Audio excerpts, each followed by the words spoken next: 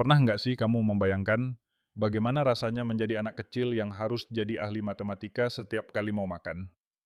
Maksudku, bayangkan seorang anak usia 7 tahun yang teman-temannya cuma mikir main dan jajan, tapi dia harus menghitung berapa gram karbohidrat di piringnya, lalu mengonversinya menjadi dosis obat yang harus disuntikkan ke tubuhnya sendiri.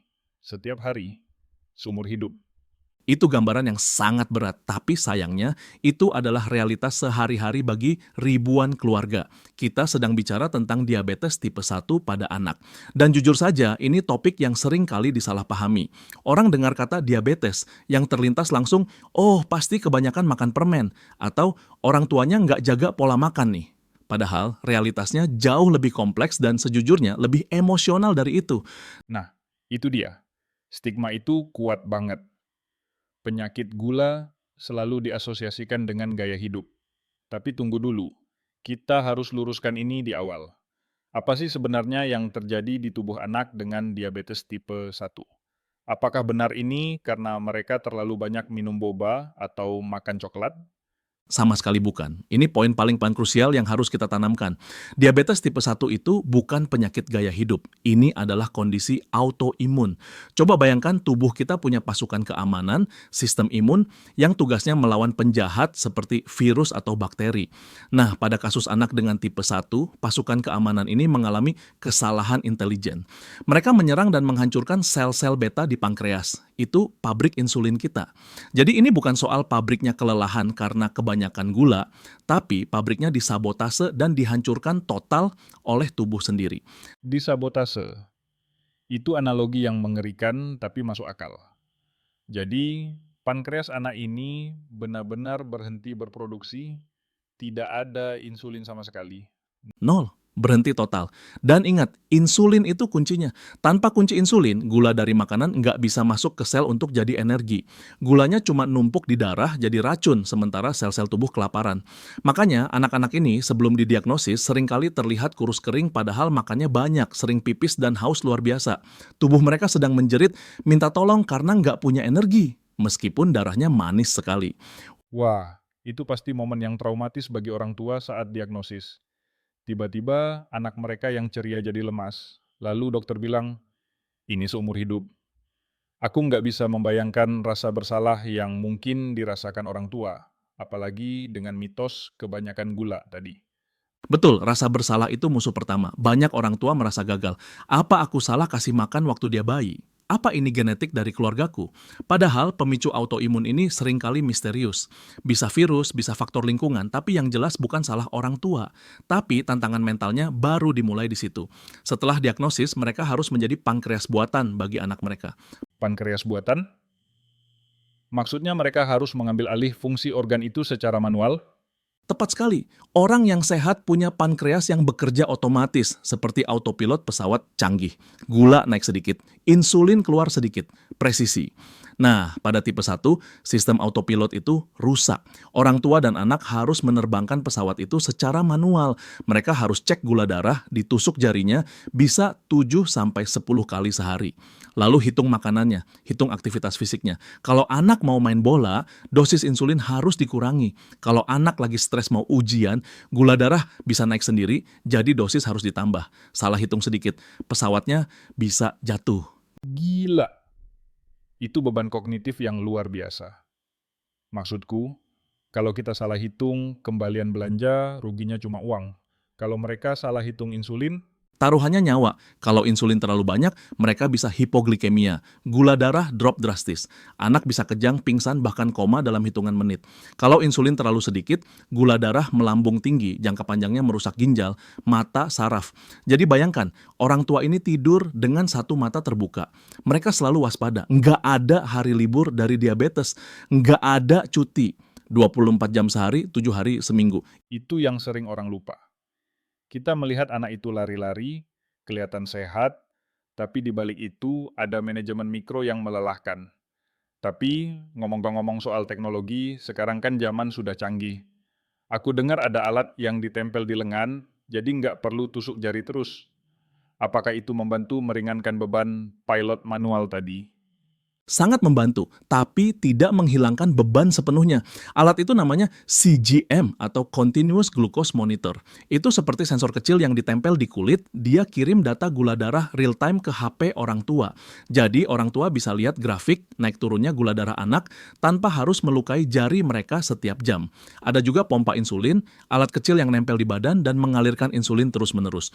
Wah, jadi seperti cyborg kecil ya, manusia setengah mesin. Bisa dibilang begitu. Dan anak-anak ini hebat, mereka beradaptasi dengan cepat. Tapi teknologi itu juga bawa tantangan baru.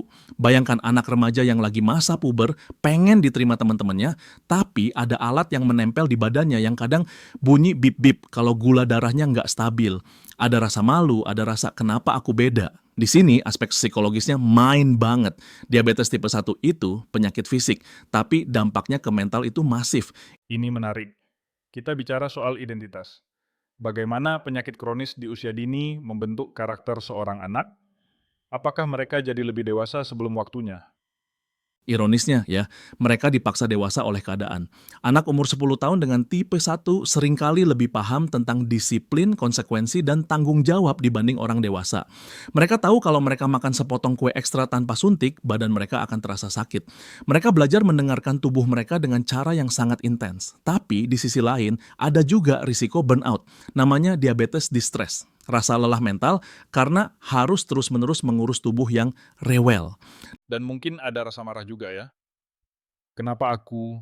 Kenapa teman aku bisa makan pizza sepuasnya tanpa mikir? Sedangkan aku harus matematika dulu. Pasti, itu fase yang wajar. Makanya dukungan lingkungan itu vital. Bukan cuma keluarga, tapi sekolah juga. Guru harus tahu tanda-tanda kalau gula darah anak drop. Teman-temannya harus diedukasi biar nggak bully atau malah menakut-nakuti. Sering kan ada kejadian anak tipe 1 mau suntik insulin di sekolah, malah dibilang pakai narkoba atau dijauhi karena takut menular. Padahal diabetes tipe 1 itu sama sekali nggak menular. Edukasi lingkungan itu PR besar kita sih. Kadang ketidaktahuan orang lain itu lebih menyakitkan daripada jarum suntiknya. Tapi melihat perkembangan medis sekarang, apakah ada harapan untuk sembuh? Atau setidaknya hidup yang lebih normal? Kalau sembuh, dalam artian pankreasnya tumbuh lagi. Sampai saat ini belum ada. Tapi ilmuwan sedang gencar meneliti terapi sel punca dan imunoterapi. Harapannya suatu saat kita bisa mengajari ulang sistem imun supaya nggak nyerang pankreas atau menanam sel baru yang bisa bikin insulin.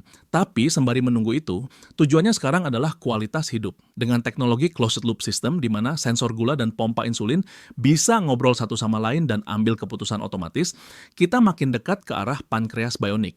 Jadi, bebannya sedikit demi sedikit diambil alih oleh algoritma ya?